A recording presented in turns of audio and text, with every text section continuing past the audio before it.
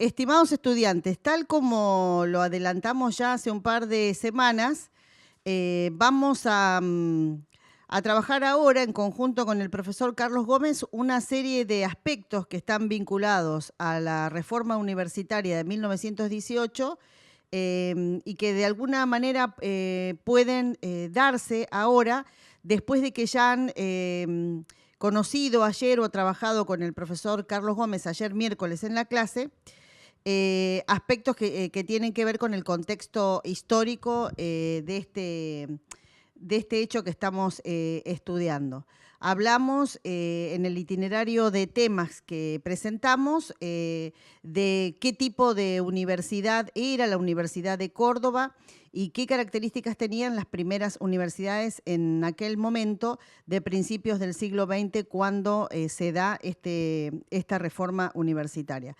Caracterizamos un poco la época, caracterizamos los modelos universitarios, caracterizamos los actores, los actores protagonistas de esta historia y corresponde ahora, tal como se lo planteamos, trabajar algunas cuestiones que están vinculadas al manifiesto liminar. El manifiesto liminar, podríamos decir, es el documento más importante de la reforma universitaria. El manifiesto se da a conocer el 21 de junio de 1918, aproximadamente unos días después de la huelga de los estudiantes del día 15 de junio de 1918. El manifiesto en sí es un documento importante, un documento que desde ya aconsejamos leer y estudiar detenidamente. Ustedes tienen este documento en la carpeta de materiales y además, si no estuviera, pero creo que tiene una muy buena versión, pueden acceder a una colocando manifiesto liminar en el Google, saltan versiones muy bien hechas por distintas universidades porque este es un tema de interés actual. Recalco la idea de la importancia que tiene este documento, que es la proclama de los estudiantes, y que muestra las razones que los llevaron a rebelarse contra las estructuras arcaicas de aquella Universidad de Córdoba que, como bien plantean ellos en el inicio de este manifiesto liminar, correspondía a la antigua dominación monárquica y monástica. Ellos dicen ahí que hemos resuelto llamar a todas las cosas por el nombre que tienen. Córdoba se redime. Desde hoy contamos para el país con una vergüenza menos y una libertad más. Los dolores que quedan son las libertades que faltan. Creemos no equivocarnos. Las resonancias del corazón nos los advierten. Estamos pisando sobre una revolución. Estamos viviendo una hora americana. Los fragmentos que se suceden son fragmentos que les sugerimos se lean con detenimiento y al estilo de una anotación marginal puedan ustedes anotar y revisar las quejas, ¿sí? El conjunto de quejas, podríamos decir, el conjunto de reclamos que los estudiantes hacían en aquel momento, rebelándose, reitero, contra la estructura de una universidad que no creían acorde a los intereses de una juventud que había adquirido nuevos bríos a partir del ascenso social que había significado acceder a mayores niveles educativos. Recuerden ustedes que un poco se planteó también en la clase del miércoles pasado, cómo este fenómeno necesariamente hay que ligarlo al ascenso del radicalismo al poder político. Este fenómeno hay que ligarlo también al ascenso de las clases medias a través de la educación y a una mirada construida por la juventud de aquel momento respecto de la necesidad de un mayor nivel educativo que les posibilitara una participación política en mejores condiciones que las que hasta entonces habían logrado las clases medias. Recuerden ustedes que estamos en un contexto de un Estado oligárquico liberal, estamos en un contexto donde era restringida la participación política y este hecho de alguna manera aparece subsanado, si cabe el término, con la sanción de la ley Sáenz Peña, de la que también dimos cuenta el miércoles pasado a través de la intervención del profesor Carlos Gómez. ¿Sí? Recuerden que hablamos cómo era la participación política, las restricciones que había, cómo se sancionó esa primera ley del voto secreto, universal y obligatorio, y quiénes estaban habilitados para votar. No era indudablemente la participación política tal cual, o amplia y democrática tal cual la entendemos hoy los ciudadanos en nuestro país. Pero es en ese contexto, digamos, en ese clima de ideas, donde este grupo de jóvenes encaran una huelga y se rebelan contra las decisiones de los funcionarios del entonces presidente de la Nación, don Hipólito Yrigoyen, que tuvo que intervenir en este hecho a través de sus funcionarios, funcionarios que llegaron a Córdoba y tuvieron diferentes tipos de negociaciones y diferentes resultados de esas negociaciones con los estudiantes en aquel momento. Así que vamos a trabajar ahora entonces no solo estas cuestiones que están vinculadas al manifiesto liminal, sino fundamentalmente también los principios de la reforma. Si les parece, vamos a la otra filmina. Podemos hablar brevemente de lo que los historiadores reconocen como el ideólogo de la reforma. Si uno mira el manifiesto liminar, en la parte final, no aparece Deodoro Roca firmando el manifiesto liminar. Aparecen hombres como Enrique Barros, Horacio Valdés, Ismael Bordaberry, Gumersindo Sayago, Alfredo Castellanos, Luis Méndez, Jorge Basante, Seferino Garzón, Julio Molina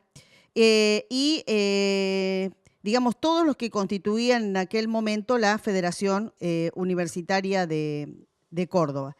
Pero no aparece quien es reconocido no solo como el ideólogo de la reforma, sino como el que escribió este manifiesto liminar.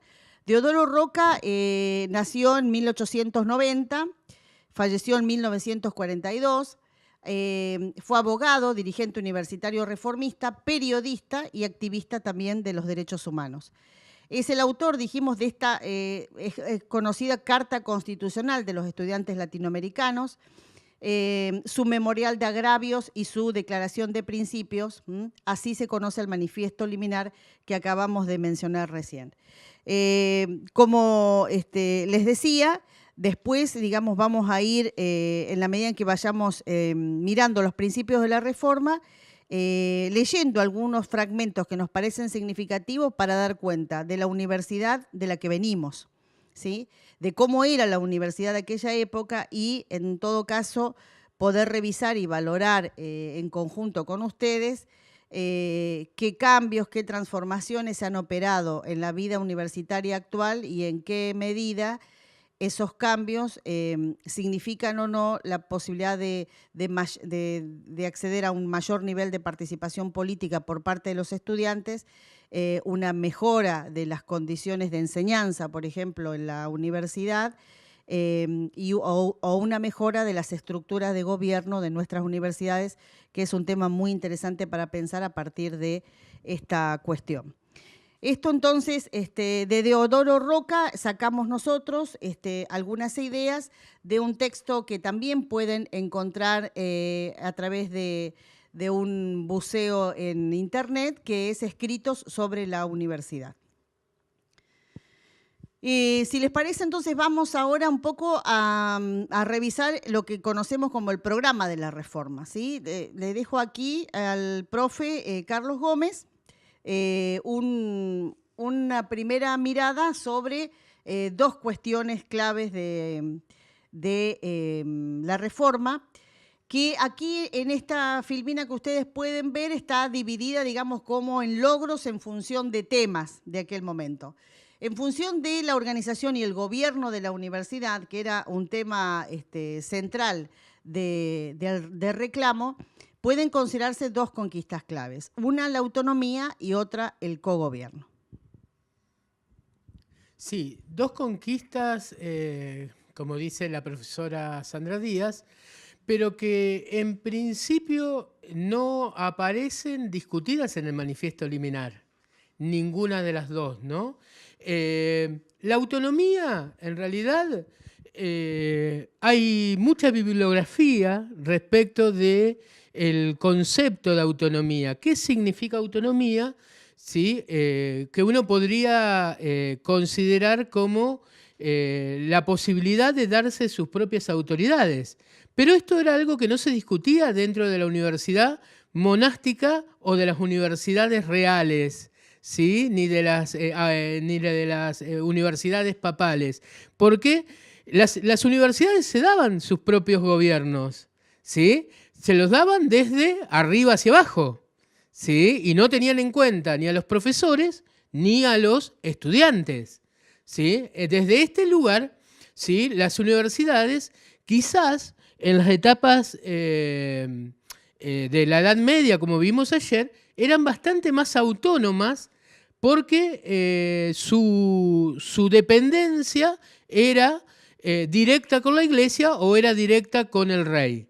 ¿Sí? A partir de la nacionalización que dijimos que se produce con Urquiza y después en la década del 90 la nacionalización de la Universidad de Buenos Aires, el Estado Nacional va a ser quien va a, además, dentro de esta autonomía, tener que financiar a las universidades. Entonces, otros autores definen que la autonomía es la posibilidad de negociación que de alguna manera tienen las universidades en relación a poder darse un gobierno propio cuando son financiadas por un Estado, ¿sí? Entonces, desde allí es el grado, o sea, se habla de un grado de autonomía, pero nunca de una independencia, podríamos decir, de carácter total del Estado Nacional, ¿no? Sino la posibilidad de tener sus propias autoridades. Y la ley Avellaneda veía de alguna manera que en los estatutos se determinara cómo se iban a elegir las autoridades. Y fundamentalmente se determinaba cómo se iban a elegir las autoridades con la inclusión de los profesores. Pero habíamos visto que la Universidad de Córdoba no había modificado sus estatutos de acuerdo a lo que establecía la ley. Y el pedido de los estudiantes en el manifiesto liminar y en los primeros reclamos va a ser esto, que los profesores puedan intervenir en el gobierno universitario y que no sea solo esta Corda Frates, esta asociación cuasi secreta que dirigía la universidad vinculada al clericalismo, que la que tomara las decisiones en el Consejo Superior de la Universidad de Córdoba, ¿sí? Pero en la medida que va a avanzar el movimiento y que los movimientos el problema no se resuelve, incluso luego del manifiesto liminar, luego de la toma del rectorado el día 15 de junio, luego de que el rector Nores, antes de renunciar, suspende el ciclo lectivo, ¿sí? Clausura la universidad y obliga al gobierno de Irigoyen a nuevamente intervenir a la universidad, los estudiantes, como esto se dilataba en el tiempo, en el mes de agosto deciden ya no solo ocupar la universidad, sino también hacerla funcionar bajo su propio gobierno. Y acá aparece la primera idea de que los estudiantes podían gobernarse y podían ser parte del gobierno de una universidad, ¿sí? Y durante un día o 2 días, los estudiantes, de hecho, ponen al mayordomo de la universidad, que era como el responsable del edificio, lo mandan a ser cadete, por ejemplo, ¿no? Y ellos asumen el gobierno de la universidad. Y uno de los estudiantes, anécdota cortita, ¿sí?, guarda durante 50 años la llave del rectorado de la Universidad de Córdoba. Y después, en el cincuentenario de la Reforma, se lo entrega a los alumnos de la Universidad de Rosario, donde él era vicerrector, ¿sí? Que es uno de los miembros de la Reforma, uno de los que vos mencionaste recién, Sandra, que es el abogado e ingeniero Ismael Bordavere, ¿sí? que tampoco era argentino, era uruguayo, pero de una familia con amplia militancia en la Argentina, porque su hermano fue senador por la provincia de Santa Fe y murió asesinado en el Congreso de la Nación en la década infame del 30 en nuestro país. Y volviendo al cogobierno, este cogobierno recién empieza a ser reclamado después de esta experiencia, ¿sí? Y son dos cuestiones, pero que se convirtieron con el tiempo en las dos consignas quizás más destacables y que se mantuvieron más tiempo y que se mantienen más tiempo en el desarrollo del espíritu de la reforma, ¿sí? Porque hoy todas las universidades tienen el cogobierno dividido tripartito o cuatripartito, ¿sí? Tripartito en el caso de aquellas universidades donde las autoridades se constituyen por profesores, alumnos y graduados, que no es el caso de la UMPA, ¿sí? Y cuatripartito en el caso de la Universidad de Rosario, que tiene profesores, alumnos, graduados y no docentes. La universidad, para hacerlo tripartito, la UMPA para hacerlo tripartito, tiene profesores, alumnos y no docentes en lugar de graduados. La única universidad que tiene 4 claustros representados, aunque uno no es un claustro, los no docentes no podría ser considerado un claustro, ¿sí? En el término técnico y etimológico de la palabra claustro, pero bueno, tiene una división de 4 en 4 sectores, ¿no? Profesores, alumnos, docentes, profesores, alumnos, no docentes y graduados, ¿sí? Y estas serían quizás la organización y el gobierno son las dos cosas que ninguna ley posterior, ni las leyes del peronismo en la década del 50, ni siquiera las leyes neoliberales de los 90 pudieron retroceder. Claro, son las dos, por eso le pusimos también conquistas claves que efectivamente nunca pudieron ser negociadas a lo largo del siglo XX en los gobiernos en los que hubo leyes universitarias, y los hubo durante el peronismo, durante el menemismo. Fundamentalmente piensen ustedes que está el nivel de debate de las diferentes relaciones de fuerzas que envuelve el tema universitario, que a pesar de haber tenido mucho poder político y la iniciativa política en ambas cámaras del Congreso, el kirchnerismo, por ejemplo, no pudo desmantelar la ley 24.521, que es la Ley Federal de Educación y que corresponde a un gobierno como el de Carlos Saúl Menem. Y reitero, no lo pudo hacer en un contexto en el que sí hubo iniciativa y posibilidad de modificar la ley federal por la Ley Nacional 26.206, además de incorporar al plexo normativo otras leyes como la Ley de Financiamiento Educativo, como la Ley de Educación Técnica Profesional, reposicionando la escuela técnica que estaba totalmente desmantelada o que fue totalmente desmantelada durante el menemismo.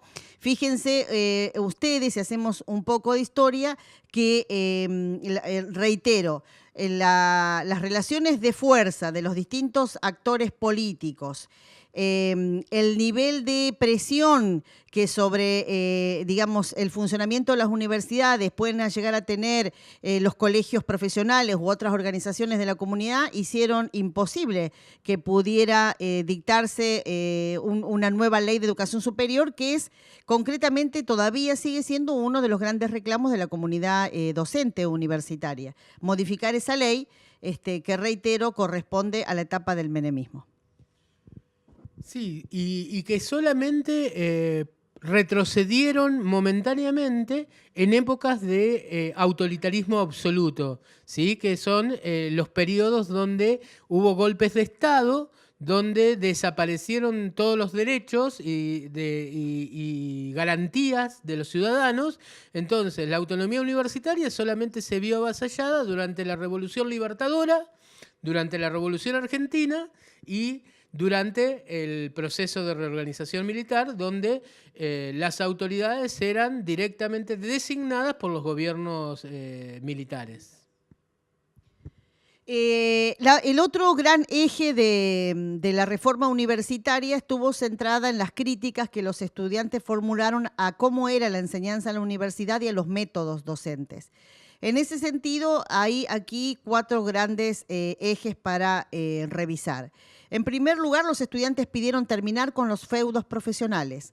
¿Qué es terminar con los feudos profesionales? La universidad que criticaban, la universidad que ellos habitaban, era una universidad donde no existían los concursos docentes, donde las cátedras eran de carácter vitalicio. Los profesores, se hacían cargo con una preparación básica expedida por la universidad, pero no se movían de ahí hasta que se morían. Y eran de alguna manera delegadas en familiares cercanos que pudieran tener una titulación similar, en el sentido en que también se comentó en la clase del miércoles digamos, cómo era, podríamos decir, el traspaso de mando, por decirlo de alguna manera, entre los miembros titulares de las cátedras en aquel momento. Esto los estudiantes lo dicen con todas las letras, sin ningún problema.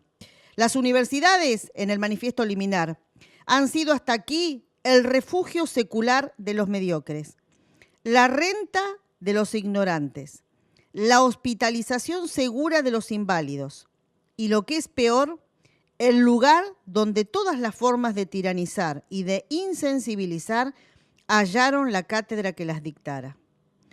Las universidades han llegado a ser, así, fiel reflejo de estas sociedades decadentes que se empeñan en ofrecer el triste espectáculo de una inmovilidad senil. Por eso es que la ciencia, frente a estas casas mudas y cerradas, pasa silenciosa o entra mutilada y grotesca al servicio burocrático. El manifiesto liminar es absolutamente claro respecto de las quejas que sobre cómo se enseñaba en la universidad tenían los estudiantes. Por eso pedían métodos más activos de enseñanza, por eso también eran partidarios de las cátedras paralelas y de una vinculación más directa de la universidad con el contexto en el cual estos estudiantes estaban viviendo y estaban insertos. Un historiador de este proceso histórico o de este hecho histórico que estamos estudiando, que es el doctor Pablo Buchbinder, al cual nosotros nos remitimos para hacer algunas de estas consideraciones, cuenta que Deodoro Roca también estaba de alguna manera insatisfecho con los resultados de la reforma universitaria. Ya un tiempo después de la reforma, de ocurridos estos hechos, Deodoro Roca había planteado que la reforma universitaria había tenido sus límites porque no se había proyectado como una reforma social como ellos, los estudiantes, planteaban. Como la reforma no logró transformar la universidad, tampoco lo hizo con la sociedad. Los mismos reformistas, ¿sí?, plantea Buchbinder, están, digamos, desconformes con los resultados finales de esa reforma que, reitero, se pensó más allá de los límites de la universidad. Bueno, ese sentimiento de Deodoro Roca un poco se expresa a través del texto del manifiesto, planteando qué tipo de universidad querían. De hecho, una universidad que se planteara fuertemente una extensión universitaria al servicio de la comunidad, ¿sí? Algo sobre lo cual todavía seguimos hablando hasta el día de hoy, ¿sí? Tal vez en algunos casos hasta como una deuda pendiente de la universidad. La universidad también se planteó dentro de su programa esa proyección política y social de la que estamos hablando, porque la reforma quería replantear las relaciones entre la universidad, la sociedad, fundamentalmente los sectores obreros, muchos de los cuales apoyaron firmemente la huelga de los estudiantes por aquellos años, y el Estado. Querían una universidad que adquiriera fundamentalmente conciencia de sí misma y de sus funciones. Algo muy importante. Detengámonos un ratito a pensar en esto, porque esto nos parece a nosotros sustancial pensarlo en términos hoy, leer esto en términos de UMPA, conciencia de sí misma y de sus funciones. Sí, la Universidad de Córdoba en 1918 no había variado nada en la enseñanza, ¿sí?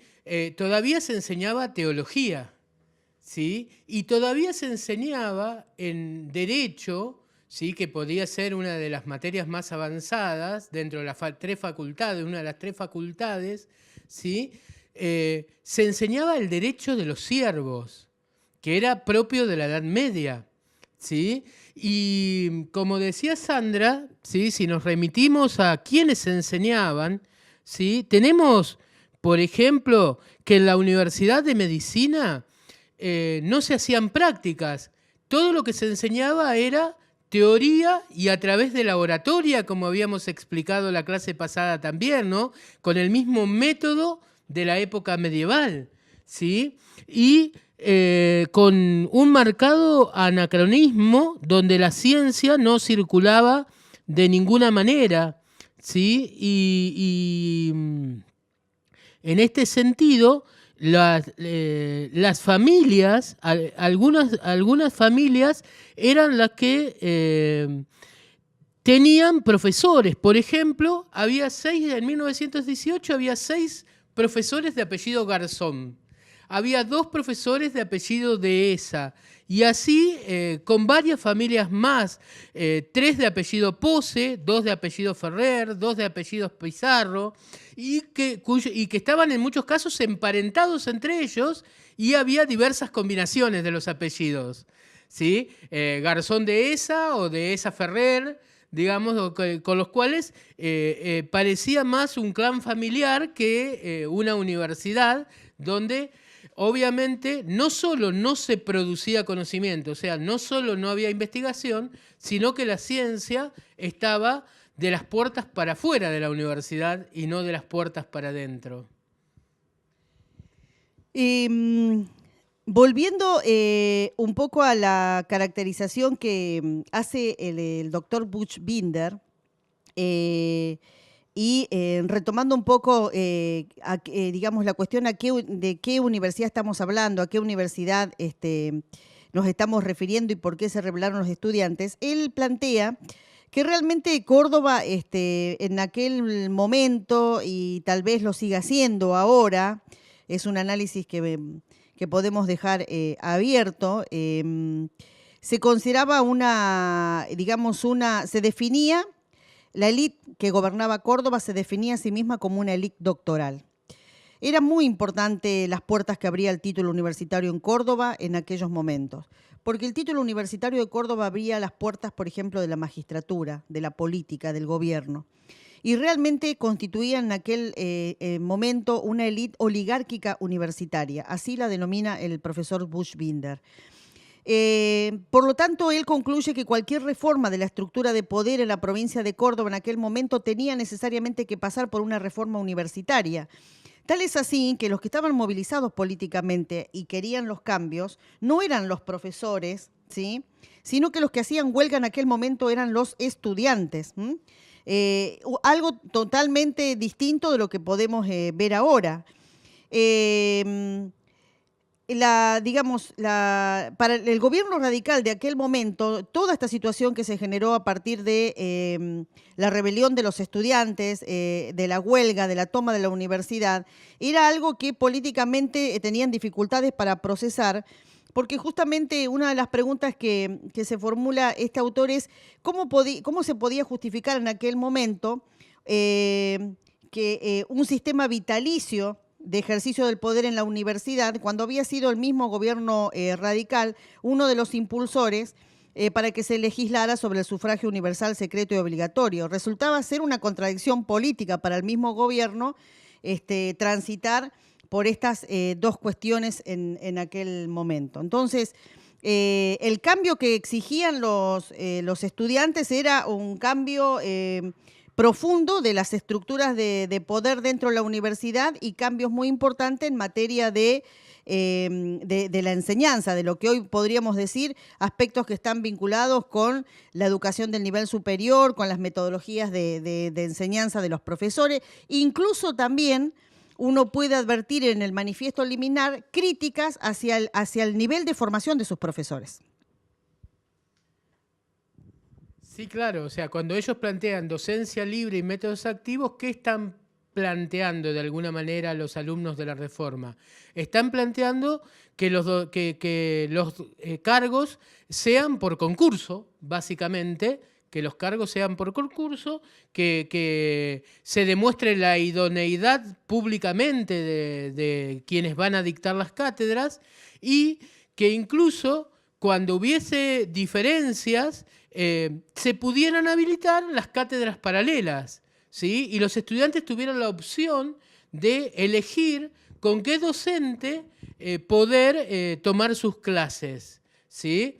En este sentido, estas dos herramientas, los concursos públicos y las cátedras paralelas, van a ser también una manera de democratizar a la institución universitaria, ¿sí? Y lograr que los métodos de enseñanza sean más activos y que permitan, primero, que se introduzcan cuestiones más prácticas, pero que además le permitan una mejor comprensión a los estudiantes, sobre todo en aquellas profesiones que son eminentemente prácticas, como puede ser abogacía, como puede ser medicina o como puede ser ingeniería, que eran las 3 carreras que se dictaban en la Universidad de Córdoba por entonces, ¿no? Entonces, a ver, no es menor dentro de la reforma esta lucha para que desaparezcan las cátedras vitalicias por un lado, pero que se reemplacen por concursos públicos donde se pueda demostrar la idoneidad y la capacidad. Discusión que también había sido discutida en la ley Avellaneda, y como no se logró allí un acuerdo, después no fue incluida entre los 4 artículos que tuvo la ley. Pero ya cuando la ley Avellaneda ya se discutía la posibilidad de que los concursos de los docentes fueran públicos y que la selección de las universidades fuera por este tipo, con este sistema. En esta filmina ustedes pueden ver, digamos, sintetizados lo que llamamos los principios de la reforma o que en algunos autores van a encontrar como el programa de la reforma, ¿sí? El cogobierno estudiantil es uno de los grandes logros, es un tema que nosotros queremos poner en discusión con ustedes. Digamos, hay un antecedente histórico, hay una huella de esta iniciativa de los estudiantes en la reforma universitaria de 1918, pero hoy bien merece la pena, sobre todo para ustedes como estudiantes de una unidad académica como la de Caleta Olivia, poner en consideración en qué medida están participando los estudiantes de la vida política de la universidad a través, por ejemplo, del Consejo de Unidad, órgano de gobierno de nuestra pequeña unidad académica, o a través de los representantes estudiantiles que asisten periódicamente a las sesiones del Consejo Superior de la universidad. En relación a las formas de gobierno de nuestra propia universidad hoy, sin ser una universidad, digamos, que haya crecido al calor de los principios reformistas, como las grandes universidades de las que estamos hablando, es muy importante tener presente los lineamientos de nuestro estatuto. El Estatuto de la Universidad Nacional de la Patagonia Austral fue modificado en el año 2010, luego de un proceso bastante controvertido de participación de las unidades académicas y de los representantes de cada uno de los claustros en esas sesiones de trabajo que llevaron a una modificación, por ejemplo, no tanto de las estructuras de gobierno como de las estructuras académicas de la universidad. Introdujo el cambio del estatuto, modificaciones importantes como la creación de las escuelas las escuelas en donde están nucleadas las carreras de grado y la creación de los institutos en donde están nucleados por disciplinas, sí, fundamentalmente por disciplinas, podríamos decir, están nucleados el conjunto de los investigadores en cada unidad académica. Eso por citar algunos cambios importantes dentro del estatuto. Pero reitero, más para el cierre queremos por lo menos dejar abierta algunas preguntas para que piensen este tema de la participación de ustedes en el gobierno de la universidad. La otra gran cuestión, también ya la mencionó el profesor Carlos Gómez, la autonomía política, docente y administrativa de la universidad. Una cuestión que nosotros también queremos poner en discusión, en qué medida la universidad, en la UMPA, por ejemplo, somos autónomos, si efectivamente una universidad nacional, la universidad como parte del Estado, ¿sí? En qué, digamos, contexto puede plantear la autonomía, en qué medida acompaña o no el conjunto de las universidades un proyecto de país, un proyecto político, cómo se vincula o no con ese proyecto de país en determinados momentos de la historia. Y, en definitiva, ¿qué implica ser autónomo para una universidad? ¿Realmente qué implica? La responsabilidad, por ejemplo, social que tenemos los universitarios en relación con el lugar en el que está inserta la universidad, con los problemas emergentes de la vida cotidiana, de todo tipo, problemas políticos, económicos, culturales, sociales, etcétera. La otra cuestión, bueno, en relación con el gobierno, la elección de los mandatarios de la universidad, es decir, no sé si ustedes saben cómo nosotros elegimos al rector, cómo llegó, quién es, un ejercicio que no hicimos, pero que sería interesante saber es si ustedes saben los nombres de nuestras autoridades. ¿Ustedes pueden decir rápidamente quién es el rector de la universidad, quién es la vicerrectora, de dónde son, a qué unidad académica pertenecen, cuándo fueron electos? ¿En qué momentos, digamos, cuál es el proyecto político que llevaron adelante en el momento de la elección para rector y vicerrectora? ¿Cómo se llaman nuestras autoridades locales? ¿Con qué proyecto político llegaron? ¿Pueden decirlo, digamos, con absoluto conocimiento? Bueno, porque en parte esto también es una responsabilidad, tanto de los profesores como de los estudiantes. En cuarto lugar, la selección del cuerpo docente a través de concursos públicos. Ustedes saben que eso es, por ejemplo, una gran diferencia que tenemos los que trabajamos en la universidad respecto de ser docente en otros niveles del sistema educativo. En los otros niveles del sistema educativo basta con ser incorporado en una nómina de profesores y de ir ascendiendo en la medida en que mejora tu formación profesional, ir ascendiendo en el puntaje, en el puntaje te va a llevar a la posibilidad de obtener diferentes cargos en el sistema educativo provincial, por ejemplo, pero no hay concursos de antecedentes y de oposición como sí los hay en la universidad, digamos, legitimando el acceso a las cátedras a través de este mecanismo, ¿sí? Después tenemos la fijación de mandatos con plazo fijo para el ejercicio de la docencia. Este principio viene de la mano del anterior. Ganamos concursos o accedemos a cátedras por concursos, pero ese acceso está limitado en el tiempo, ¿sí? El estatuto fija también, y el convenio colectivo de trabajo de los docentes universitarios se hace eco de eso, de cuántos años nosotros podemos quedarnos en las cátedras en función de la categoría a la que accedemos por concurso. Seguimos con los otros principios. La gratuidad de la enseñanza superior, la asunción por la universidad de responsabilidades políticas frente a la nación y la defensa de la democracia, la libertad docente, la implantación de cátedras libres y cátedras paralelas. En la unidad académica nuestra ha sido muy difícil, por ejemplo, instalar cátedras paralelas. En principio porque el planteo es la falta de recursos, pero no ha sido fácil cuando algún grupo de estudiantes lo ha planteado poder implementarlas efectivamente. La libre asistencia a clases también está entre los principios de esa reforma. Bueno, nosotros en aquella presentación que hicimos en el marco de la Escuela de Educación, tratamos de vincular el contenido de nuestra charla, de nuestra clase pública, con la experiencia concreta de ser universitario para nosotros, de ser docentes en la universidad y de trabajar con ustedes en ese contexto. Y nos preguntamos si en la UMPA somos reformistas.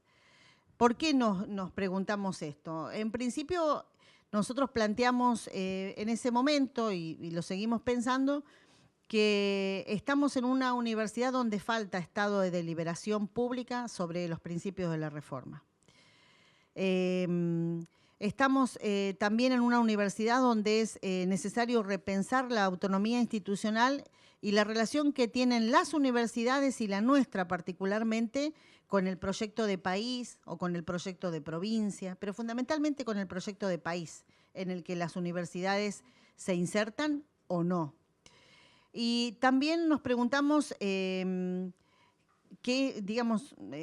consideramos que hay que revisar nuestras perspectivas sobre lo que es el cogobierno. Y para eso, en lo personal, me remito a mi experiencia como consejera docente durante un periodo, que fue del año 2015 al 2017, en el que tuve, la oportunidad por primera vez, bajo el nuevo estatuto de la universidad, de compartir el cogobierno, podríamos decir, con los otros claustros y fundamentalmente tener una mirada crítica sobre el desempeño de los estudiantes dentro de ese Consejo de Unidad. Nos parece que hay que instalar nuevamente este tema para debate. Sí, creo que también, repensar estas categorías también nos piensan a llevar a analizar otros conceptos, otras definiciones, porque el cogobierno puede ser formal, ¿sí? Como actualmente. Hoy podríamos decir, nosotros tenemos en todas las universidades de la Argentina cogobierno. Ahora, en todas las universidades de la Argentina existe un cogobierno participativo donde los profesores y los estudiantes sean verdaderamente actores políticos que diseñen propuestas y alternativas en función de proyectos de país, de provincias, de regiones, o somos simples burócratas administradores que levantamos la mano en un consejo de unidad para aprobar una obra, para aprobar un proyecto de extensión o para decir si nos gusta o no nos gusta esta materia. Esto lo podríamos pensar incluso con la reforma del plan de ciencias de la educación en nuestra universidad, ¿no? Donde se intentó una reforma participativa, pero ni los docentes ni los alumnos realmente se comprometieron en la participación. Y terminó siendo una reforma, ¿sí?, realizada de alguna manera por un grupo que sí se comprometió, pero no por todos los docentes, no por todos los estudiantes, ¿sí? Entonces, en este sentido, el cogobierno hoy pasaría...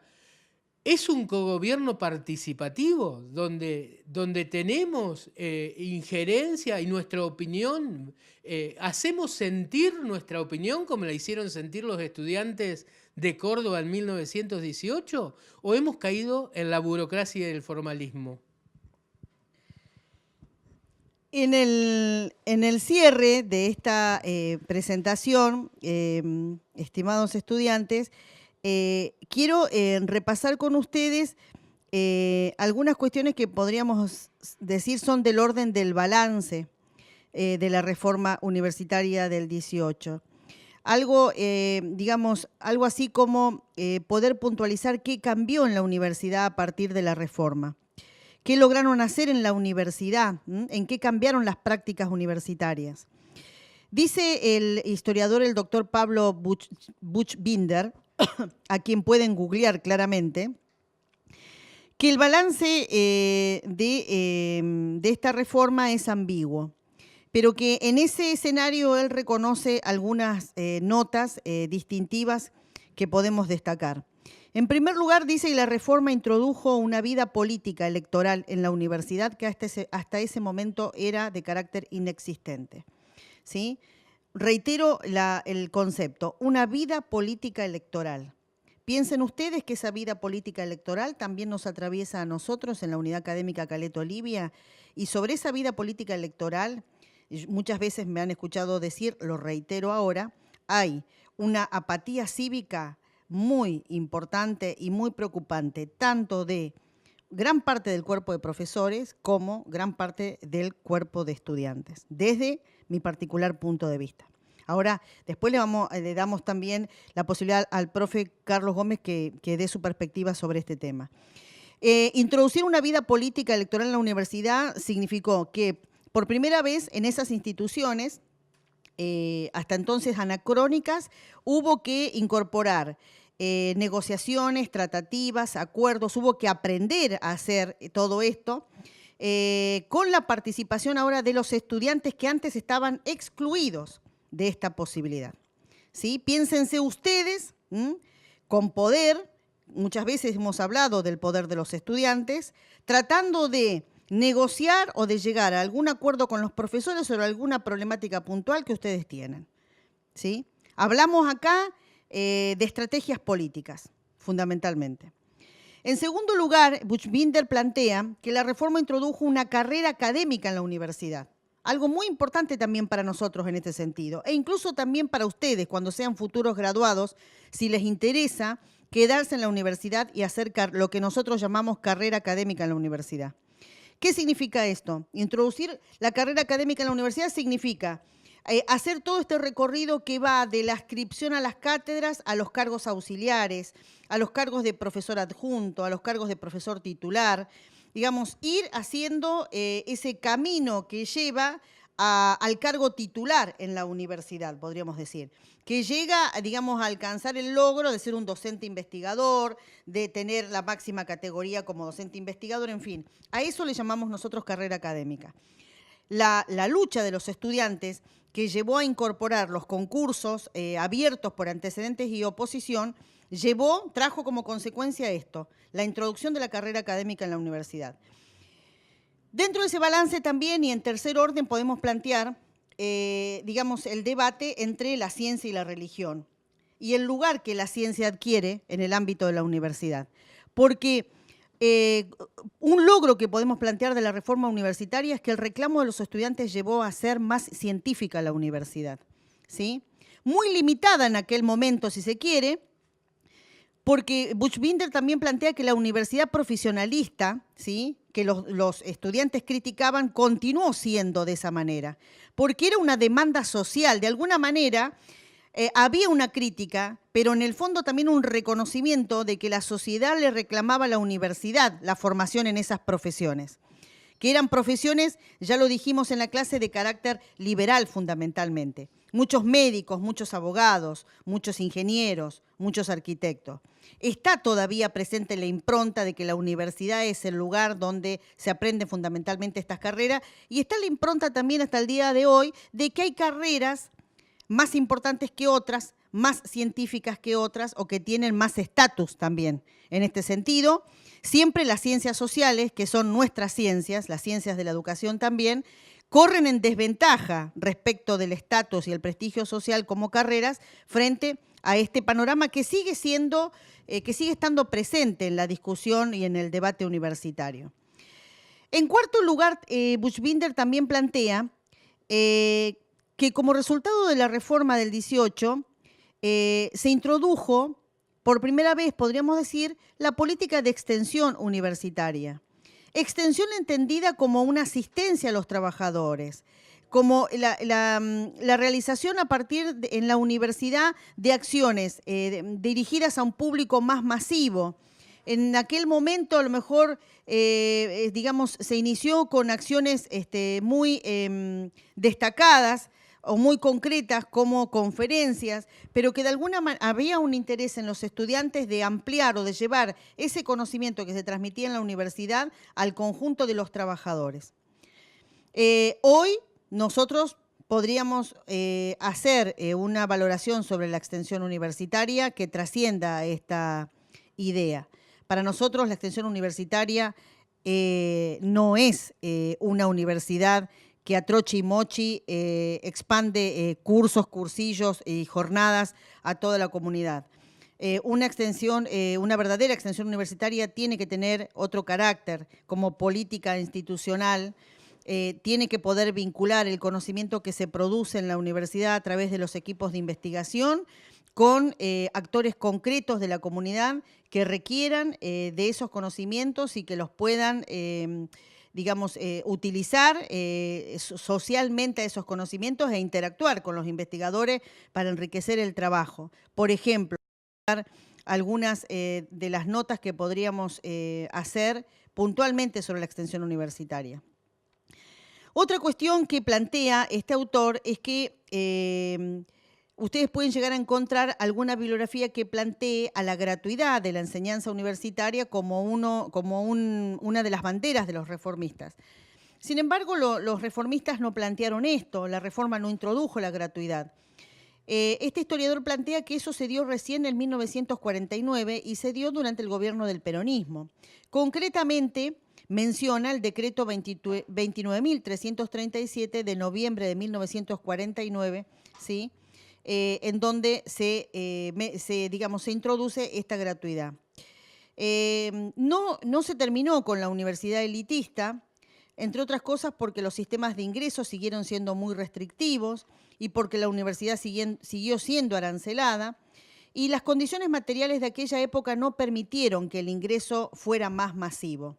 Aunque los estudiantes pudieran habérselo planteado en el ideario de la reforma, eso no se pudo verificar concretamente, no se pudo realizar concretamente. Y otra cuestión, digamos, ya con esto podemos cerrar esta parte, es lo que Buchbinder llama la proyección política de los reformistas. Nosotros podemos decir que el manifiesto liminar es una declaración política, claramente, una declaración política hecha por los estudiantes de 1918 rebelándose contra un orden de cosas, a lo largo de estos años, y sobre todo con todos los estudios que hay sobre el impacto de la reforma a 100 años de realizada, se estudió la proyección política que tuvieron estos reformistas. Por proyección política entendemos en qué medida ellos lograron después aglutinar ese conjunto de ideas que tenían y plasmarlas, por ejemplo, en un partido político. Si bien tuvieron éxito en sus reclamos, sobre todo porque accedieron al gobierno de la universidad y porque participaron de ese gobierno, dice Buchbinder que no se proyectaron en un partido político, ¿sí? Y que sí hubo experiencias posteriores en otros países, y en ese sentido hablan del APRA en Perú, donde los reformistas lograron constituirse como partidos políticos. Aquí no pudo ser así. Entre otras cosas, dice este autor que la reforma fue consistente con la situación política que había en esa época en la Argentina. Estamos hablando de una situación política de restricción para la participación. Estamos hablando de 1918. Fuertes repercusiones latinoamericanas tuvo esta reforma, entre otras razones, porque los universitarios en aquellos años tenían problemas comunes y era posible, o fue posible, armar una plataforma en común. Transformar la universidad en aquel entonces implicaba para los reformistas cambiar los gobiernos, por ejemplo. Donde no se había avanzado en materia de democratización de esas sociedades, los reformistas necesitaban proyectarse en un partido político y, por ejemplo, en Perú lograron hacerlo a través de un partido político que fue el instrumento a través del cual siguieron actuando o tratando de materializar sus ideas políticas, ¿sí? En líneas generales, los estatutos reformistas se mantuvieron durante las décadas de 1920 y 1930, aún con la vigencia de la ley Avellaneda. Básicamente, eso podríamos plantear en el balance. Habría por ahí algunas otras cosas para plantear que las podemos desarrollar más en clase cuando podamos discutir algunas de estas notas que planteamos acá, pero eso es lo que podríamos decir en principio como que quedó como luces y sombras de esa reforma de 1918. En el cierre, entonces, le dejo acá la palabra al profesor Carlos Gómez para dejar instalada una serie de preguntas y de consignas para seguir pensando, que ya las formulamos a lo mejor en el desarrollo de esta clase, pero para situarlos, bueno, finalmente, después que ustedes escuchen esta clase, les vamos a remitir también junto con el video unas consignas de trabajo. Recuerden que esas consignas van a estar vinculadas al texto de Tauber y al manifiesto liminar fundamentalmente, pero para que sigan pensando algunas ideas sobre esto que hemos planteado. Sí, o sea, las preguntas que fuimos desarrollando fueron un poco, bueno, esto de qué es la autonomía y si se puede ser autónomo o independiente, qué significa hoy el cogobierno de la universidad y cómo este cogobierno se relaciona con la participación tanto de estudiantes como de docentes, y también quedarnos pensando si el movimiento de 1918, esto que incluso se discutió en algún momento si era una revolución o era una reforma, y finalmente primó el pensamiento de Alejandro Korn en la Universidad de La Plata, que lo planteó como una reforma, pero en las palabras de los propios protagonistas cordobeses, ellos lo veían como un movimiento verdaderamente revolucionario y no como un movimiento reformista, ¿sí? Porque pretendían que, ya no quizás en el manifiesto liminar, pero sino en otros documentos, que este fuese un verdadero cambio de la orientación política de América Latina. Y como decía Sandra, en Perú se crea un nuevo partido político, pero también en México los estudiantes levantan las banderas del 18 en el Congreso Internacional de Estudiantes del año 21, o en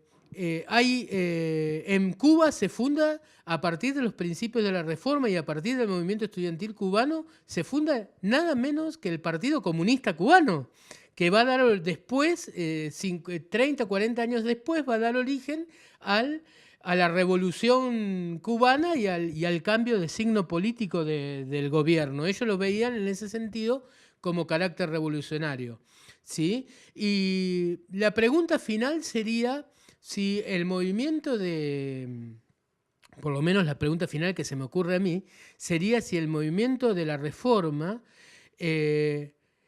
fue una política educativa o fue la base para posteriores políticas educativas.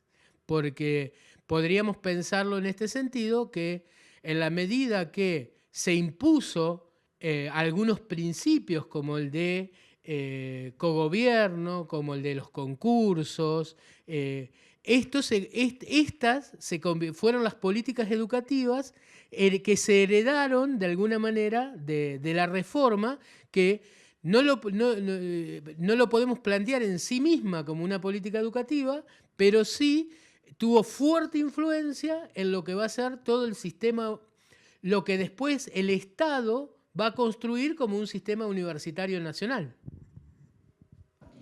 Sí, y para cerrar y tomando esto que dice el profesor, es si la reforma universitaria de 1918 fue una política educativa, y esto después lo podemos discutir en clase, nótese que en esta política educativa el Estado, tal cual lo conocemos, estuvo ausente. Y nosotros venimos planteando que en toda política educativa hay una teoría del Estado, aunque no la podamos ver explícitamente manifestada. Dicho esto, dejamos estas preguntas para que las sigan pensando. Les sugerimos que las escriban, escritas, y leyéndolas probablemente las puedan interpretar mejor y las puedan pensar mejor para la clase en la que nos vamos a ver personalmente. Les deseamos un buen fin de semana. Y bueno, los vamos a pensar mucho a ustedes durante esta semana en Córdoba. Y bueno, vamos a tratar de aprender, de participar y traer, digamos, todo lo que se vaya a discutir, analizar y debatir en este contexto, lo vamos a compartir ciertamente con todos ustedes. Que tengan buenas tardes y nos vemos nos vemos y nos seguimos comunicando a través del aula Edmodo.